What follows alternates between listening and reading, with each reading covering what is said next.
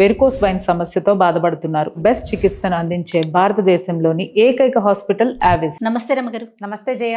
రమగారు, భీష్మ ఏకాదశి ఈ రోజు యొక్క విశిష్టత ఒక్కసారి.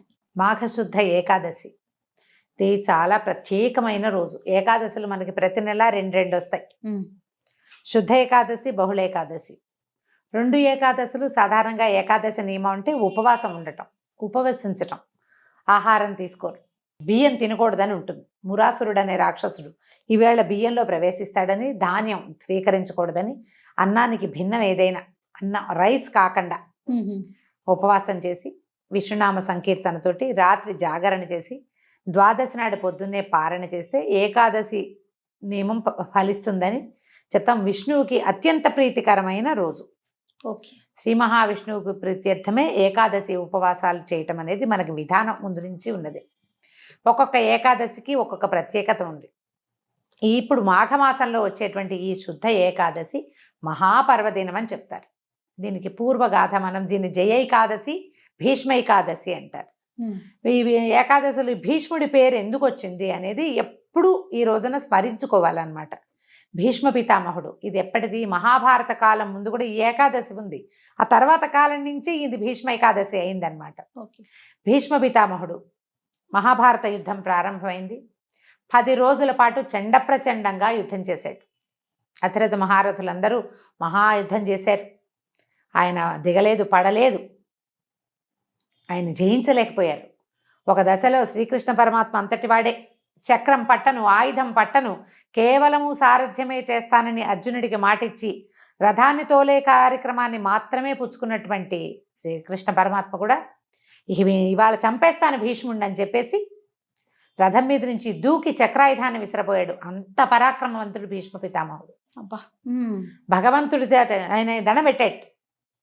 అసలు భాగవతం పోతన గారి పద్యాలు అయితే ఎంత బాగుంటుందో. ఆ శ్రీకృష్ణుడిని వర్ణించే శ్లోకం, ఆ కృష్ణుడు అట్లా దూకి తన మీదకి వస్తున్నటువంటి కృష్ణుడిని చూసి భక్తితో నేల మీద పడి దండం పెట్టినటువంటి భీష్మ పితామహుడికి అసలు ఆ పద్యాలు వర్ణన విని తీరవలసిందే. మహాద్భుతంగా వర్ణించారు పోతన గారు. వ్యాసుల వారు చెప్పిందే, వీరి భావన ఇంకా అద్భుతంగా ఉంటుంది. అప్పుడు అర్జునుడు బతిమలాడాడు, వద్దు వద్దు వద్దు, నువ్వు ఆయుధం పట్టనన్నావు, ఈ పని చెయ్యొద్దని. తగ్గారు. ఏ విధంగా భీష్మ పితామహుడు మరణిస్తాడో, ఆయన అడ్డు తొలగితే కానీ మిగిలిన యుద్ధం జరిగేలాగా లేదు. ఇక్కడ వీళ్ళ దగ్గర చాలామంది అయిపోతున్నారు. అప్పుడు వీళ్ళు అడిగారు, పాండవులే, ఎట్లా నిన్ను జయించగలము అంటే ఆయన ఎవ్వరూ ఆయనకి ఎదురు ఆగలేరు. కానీ ఆయన శిఖండిని చూస్తే యుద్ధ విరమణ చేస్తాడు, ఆయుధాన్ని విసర్జించేస్తారు. ఆ రహస్యాన్ని తనే స్వయంగా తన మునిమనవులకి తెలియజేశారు. మహాభారతం తాలూకు కథకి మూల పురుషుడు భీష్ముడు.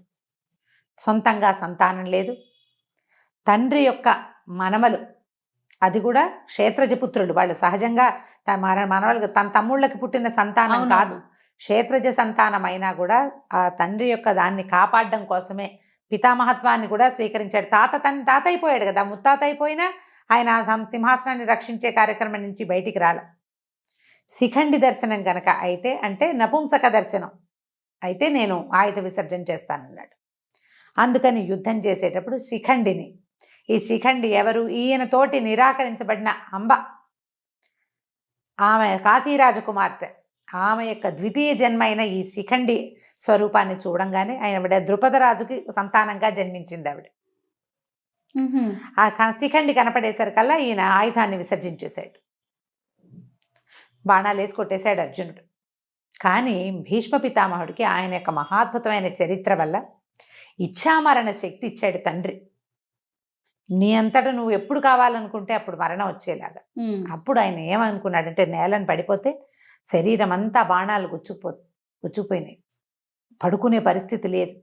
అంపశయ్య ఏర్పరిచాడట అర్జునుడు. బాణాలతోటి ఆయన శరీరం నేలకి తగలకుండా అట్లా గాల్లో ఆపి పెట్టేలాగా. ఆయన ఏమని భావించాడంటే, నేను ఇప్పుడు మరణించను, ఇది దక్షిణాయనం, ఉత్తరాయణ పుణ్యకాలం వచ్చాక అప్పుడు నేను మరణిస్తానని ఆయన ఉద్దేశపడ్డారు. ఆయన అనుకున్నట్టుగానే మార్గశిర మాసంలో భారత యుద్ధం మొదలైతే ఇంచుమించుగా మార్గశిర శుద్ధ ఏకాదశిలే గీతా జయంతి అని చెప్పుకుంటాం. ఏకాదశి ద్వాదశుల్లో యుద్ధం మొదలైంది అనుకుందాం. ఏకాదశి కావచ్చు, ద్వాదశి కావచ్చు. కాస్త ఒకరోజు అటు ఇటుగా కొన్ని పాఠభేదాలు ఉన్నప్పటికీ మార్గశిర మాసంలో 10-11 రోజులు 12 రోజుల్లో 11-12 రోజులు అంటే అక్కడి నుంచి 10 రోజుల తర్వాత 10వ నాటి యుద్ధంలో పడిపోయారు భీష్మ పితామహులు. అంటే ఆ ఒక 5 రోజులు ఏకాదశి నుంచి ఏకాదశి అనుకుందాం పోనీ, ఏకాదశి, ద్వాదశి, త్రయోదశి, చతుర్దశి, పౌర్ణమి అవో 5 రోజులు. మళ్ళా పాడ్యమి, విధియ, తదియ, చవితి, పంచమి, సప్తమి, షష్ఠి రోజుల్లో వీరు భూపతనం చెందారు, పడిపోయారు. అప్పుడు అంపశయ్య మీద చేరితే మార్గశిర నుంచి మధ్యలో పుష్యమాసం పోయి మాఘమాసం వచ్చేదాకా యుద్ధం పరిసమాప్తి అయిపోయింది, దుర్యోధనుడు మరణించాడు, ఇవన్నీ జరిగిపోయి వీళ్ళు పట్టాభిషేకం జరిగే సమయమో జరుగుతోందో అప్పుడు ఈ వీరు మరణించారు. అప్పటి వరకు ఆయన శయ్య మీద అట్లా ఉన్నారు. ఉత్తరాయణం కోసం సూర్యుడు ఉత్తర దిశ వైపుకి తిరిగే సమయం వరకు వేచి ఉండి ఆయన పూర్తిగా తిరిగాక ఉత్తర దిక్కుకి వాలిన తర్వాత అప్పుడు ఆయన అప్పుడు మరణిస్తే ఊర్ధ్వగతులు, ఉత్తమ గతులు లభిస్తాయి, ఈ జన్మానికి సాఫల్యం లభిస్తుందని ఆయన అట్లా ఉండిపోయారు. ఈ దశలోనే విష్ణు సహస్రనామాలు చెప్పారు. విష్ణు సహస్రనామాలు భీష్మ ఉవాచ అని ఉంటుంది, భీష్మ పితామహులు చెప్పింది. మా ధర్మరాజు తరచుగా ఆయన్ని సందర్శించి ఎన్నో ధర్మ సూక్ష్మాలు తెలుసుకున్నాడు ఆయన దగ్గర నుంచి. అయితే ఈ సప్తమి నాడు, రథసప్తమి నాడు మన సూర్యభగవానుడు ఉత్తర దిక్కుకు తిరిగిపోతాడు పూర్తిగా. కొన్ని ఈ 1000 సంవత్సరాల క్రితం ఈ సంక్రమణాలు అవన్నీ కూడా కొంచెం అటు ఇటుగా జరిగేవని, ఈ సప్తమికి దగ్గరలోనే సంక్రమణం జరిగి ఉండొచ్చని కూడా ఒక పాఠం ఉంది. దాని మీద అంత గొప్ప వివరణ నాకు పెద్దగా అవగాహన లేదు, అక్కడక్కడ పెద్దవారి దగ్గర వినటమే.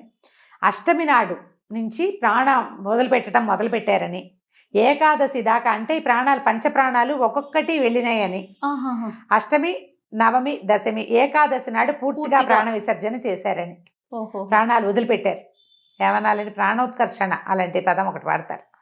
పూర్తిగా తన జీవాన్ని వదిలిపెట్టారని చెప్తారు. ఓకే, అష్టమి నుంచి ఏకాదశి దాకా ఈ దశ నడిచింది అని చెప్పే పాఠము ఉంది. మరి సప్తమి నాడే సూర్యుడు ఉత్తరం వైపుకి తిరిగిపోతే ఈయన ఏకాదశి దాకా ఎలా జీవించి ఉన్నారు? సూర్యుడిని చూడగానే వెళ్ళిపోవాలి కదా. ఇక్కడి నుంచి మొదలుపెట్టి అలా జరిగిందని ఒక పాఠం. అయితే వీరు ఇంత మహాభక్తులు భీష్ముడు, తర్వాత మహాద్భుతమైనటువంటి చరిత్ర కలిగిన వాడు, అత్యద్భుతమైన భక్తిపరాయణుడు, భగవంతుణ్ణి నేరుగా కంటితో చూడగలిగిన వాడు. ఆయన యొక్క మరణం ఏ రోజునైతే జరిగిందో ఆ రోజున ఆయన పేరుతోటే భగవత్ప్రీతికరమైనటువంటి ఏకాదశిని ఆయన పేరుతోటే పిలవాలని శ్రీకృష్ణ పరమాత్మ ఆదేశించారని చెప్తారు.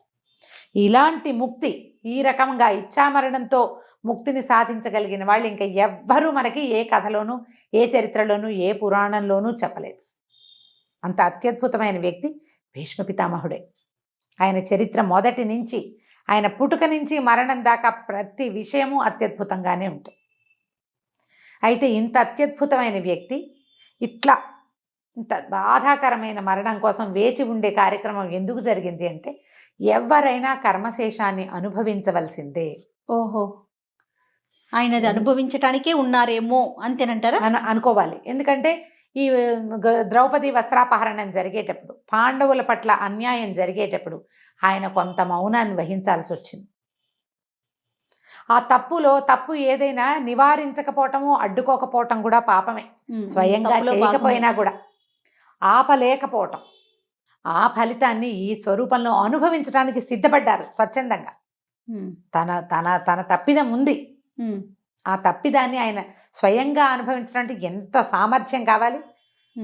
అలాంటి సమర్థవంతుడైనటువంటి వ్యక్తి యొక్క పేరుని, ఈ కథను తలుచుకుని భీష్మ ఏకాదశి నాడు విష్ణు పూజ చేస్తే అత్యద్భుతమైన ఫలితం లభిస్తుంది అని చెప్తారు. వైకుంఠ ఏకాదశి ఎంత పుణ్యప్రదమైనది, ఎంత అత్యద్భుతమైన ఫలితాన్ని ఇస్తుందో అలాంటిదే ఈ మాఘమాసంలో వచ్చే భీష్మ ఏకాదశికి కూడా అటువంటి ఫలితం లభిస్తుంది అని చెప్తారు. ఈ రోజున దేవాలయ దర్శనం కానీ, ఉపవాసం ఉండటం కానీ, జాగరణ చేయటం కానీ, ఎవరికైనా ఏదైనా దానం చేయటం కూడా, ఇవాళ చేసే దానము అవన్నీ కూడా చాలా అమోఘమైన ఫలితాన్ని ఇస్తాయి.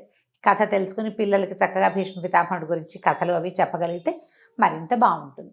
కృష్ణనామ ఈవేళ మొత్తం కృష్ణనామంతో మనం రోజంతా గడపటం, ఎవరితోటి పోరాటాలు యుద్ధాలు అవి చేయొద్దు, పోట్లాటలు లేదు, సాధ్యమైనంత మౌనం అవలంబించండి. భగవన్నామ సంకీర్తన చేస్తూ గనక ఉంటే ఏదైనా మనం చెప్పుకోలేము, ఏదో సంగీతం ఏదైనా వింటుంటే భగవన్నామాలతోటి అది కూడా మంచి ఫలితాన్ని ఇస్తుంది. కొంచెం ఇలా పర్వదినాలప్పుడు గనక మనం కొద్దిగా జాగ్రత్త పడితే, శ్రద్ధ పెడితే మనకి భగవంతుడి సేవలో పాల్పంచుకునేందుకు అవకాశం లభిస్తుంది. నమస్తే. నమస్తే జయ.